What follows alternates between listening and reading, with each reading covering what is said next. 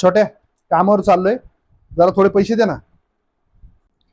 हा देतो ना. किती पाहिजे दादा?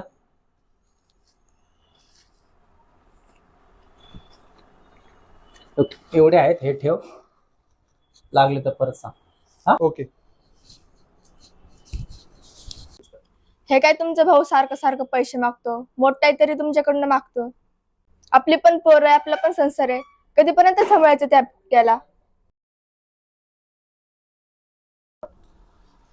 अगं, तुला माहितीये का, मी माझ्या भावाचे सगळे हट्ट का पुरवतो?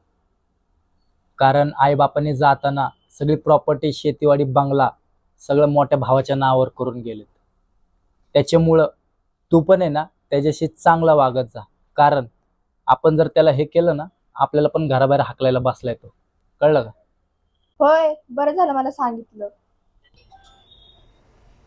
काय रे दादा, आलास कामावरून? बस बस.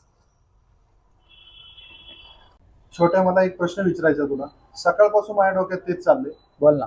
प्रॉपर्टी तुझ्या नावावर असताना तू वहिनीशी खोटं का बोलला की सगळी प्रॉपर्टी माझ्या नावावर आहे?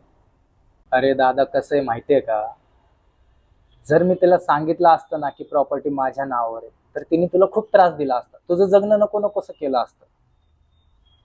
त्याच्यामुळं मी सांगितलं की प्रॉपर्टी तुझ्या नावावर आहे, की जेणेकरून ती तुला इज्जत देईन, तुला कधी त्रास देणार नाही, तुझ्या पुढं पुढं करत.